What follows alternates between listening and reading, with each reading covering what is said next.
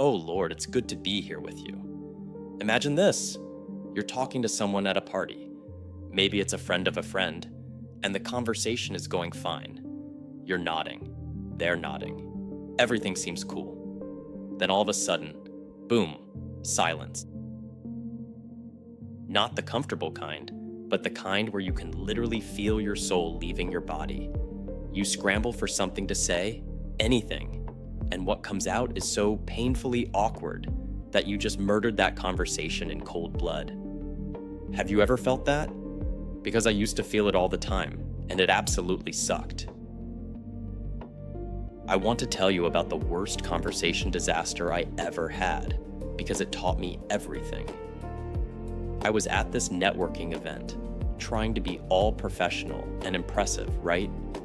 I'm talking to this person about their work, and instead of actually listening, I'm in my head planning what clever thing I'm going to say next.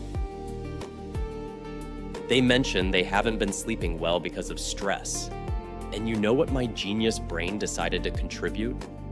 I started talking about how I only sleep 4 hours a night because I'm so busy and productive. I literally turned their vulnerable moment into a competition about who's more exhausted.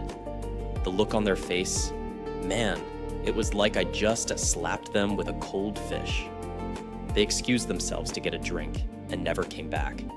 I stood there for what felt like 14 and a half hours, realizing I'd completely blown it. Here's what I learned from that disaster, and about 100 others like it. Conversation is not a competition.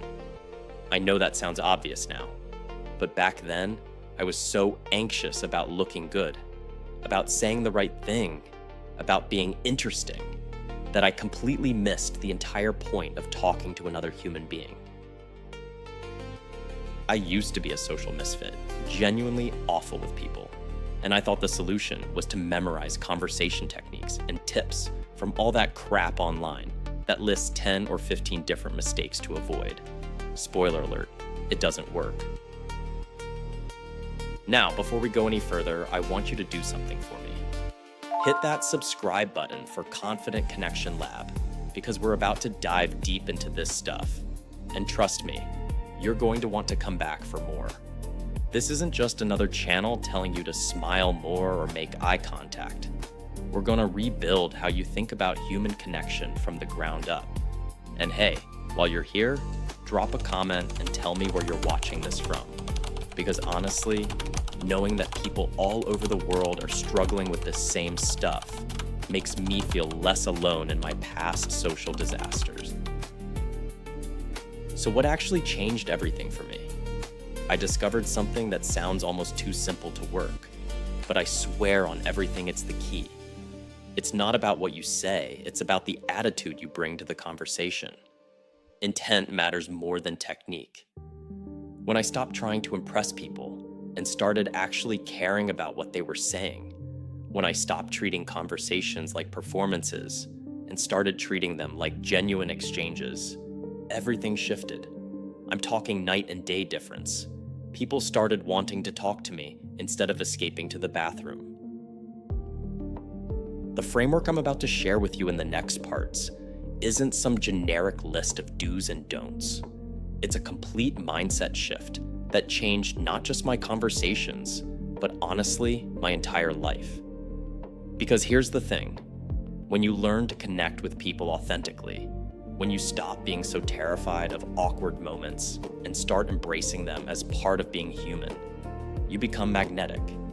Not in a fake, manipulative way, but in a way where people actually feel good around you. And that feeling, that's what we're all really searching for in conversations anyway. We're hardwired to crave real connection. And once you understand how to create that, the awkwardness starts to melt away. All right, so you've got the mindset shift. You understand that intent matters more than technique. But let's be real. You're probably still wondering what the hell you're supposed to actually do when you're standing there with someone and your brain goes completely blank. Trust me, I've been there more times than I can count, and I found myself in a lot of dry or boring conversations before I figured this out. The key isn't having a mental list of conversation starters memorized like some kind of social robot. It's about learning to genuinely be curious about the person in front of you. Here's a real-life scenario that used to absolutely terrify me. Meeting someone new at a social gathering. I'd walk up, shake their hand, exchange names, and then boom, instant panic. What now? Do I ask about their job? Comment on the weather? Compliment their shoes? I used to overthink it so much that I'd just stand there with this frozen smile on my face, looking like a malfunctioning android. Then I discovered something that Carl Rogers, this brilliant psychologist, figured out decades ago. He called it active listening, but it's way simpler than it sounds. You're not trying to solve their problems or wait for your turn to talk. You're genuinely trying to understand their world. Let me break this down with a technique that saved my social life. When someone tells you something, anything really, ask a follow-up question that shows you were actually paying attention. Not a generic question, but something specific to what they just said. If they mention they just got back from a trip, don't just say that's cool and move on. Ask them what the best part was, or what surprised them most, or even what they do differently next time. These questions do two things at once. They keep the conversation flowing naturally, and they make the other person feel heard and validated. And here's the beautiful part. When people feel heard, they open up more, which gives you even more to work with. I used to have this awful habit of trying to relate everything back to myself. Someone would say they're stressed about work, and I'd immediately launch into my work stress like it was some kind of trauma Olympics. Don't do that. I mean, relating is fine, but make it brief, and then turn the focus back to them. Something like, yeah, I felt that pressure too. How are you handling it? That little shift, that acknowledgement followed by genuine curiosity, it changes everything. The conversation stops being about you proving you're interesting and starts being about two humans actually connecting. Now, what about those terrifying moments when the conversation does hit a lull? Because it will happen. That's normal. That's life. First, stop treating silence like it's a relationship-ending disaster. Sometimes people need a second to think, or they're comfortable enough with you to just exist without constant noise. But if you want to restart things, here's my go-to move. Make an observation about your shared environment or situation. Notice something around you and comment on it, or circle back to something they mentioned earlier that you found interesting. The key is keeping it natural and not forcing it. If you're at a coffee shop, maybe you notice their book or their laptop sticker. If you're at an event, you can ask how they know the host or what brought them there. These aren't genius techniques. They're just ways of showing you're present and paying attention to what's actually happening. The real secret sauce? Practice being interested instead of trying to be interesting. When you shift your focus from how you're being perceived to what you can learn about this other person, the awkwardness starts to dissolve. I'm not saying it happens overnight. And yeah, some conversations will still be weird or die completely. That's all right. We're all in this together, learning as we go. But when you approach conversations with genuine curiosity and the intent to understand rather than impress, you'll find that breaking the ice becomes less about memorizing lines and more about being authentically human with another human. So here's where things get interesting, and honestly, where the real transformation happens.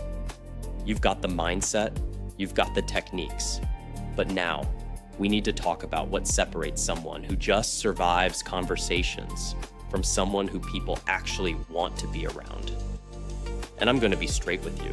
This took me years to figure out, and it completely changed not just my social life, but my entire damn life. The secret? Authenticity beats perfection every single time. We're hardwired to really hate fake people, and the moment you try to be someone you're not, people can sense it. Let me tell you about a moment that crushed my old approach to conversations. I was on a date, right? And I was trying so hard to be this cool, mysterious, impressive person. I was monitoring every word, controlling my laugh, making sure I looked good from every angle. About an hour in, she looked at me and said, "Hey, are you okay? You seem really tense." That hit me like a truck because I realized I'd been so busy performing that I forgot to actually be present. I forgot to be me. The rest of that date was a disaster because once she pointed it out, I couldn't stop thinking about how fake I was being. It was like watching myself fail in slow motion. Now, what happens when conversations get genuinely weird or uncomfortable? Because they will. And this is where most people panic and either shut down or say something even weirder to overcompensate. Here's what I learned from therapy and from making about 1,000 mistakes. Acknowledge the awkwardness. I'm serious. If there's an awkward silence, you can literally just say, "Well, this got awkward," with a smile. It breaks the tension immediately because you're both experiencing it. So naming it makes you human and relatable instead of pretending everything is fine when it obviously isn't. This might sound counterintuitive, but owning the awkward moment actually makes you more magnetic because you're showing you're comfortable with imperfection. The advanced mindset I want to leave you with is this: stop seeing conversations as tests you can pass or fail. They're not performances, they're collaborations. Sometimes you'll click with someone instantly. Sometimes it'll feel like pulling teeth. And sometimes you'll say something stupid and want to disappear into the floor. Shit happens, and that's completely normal.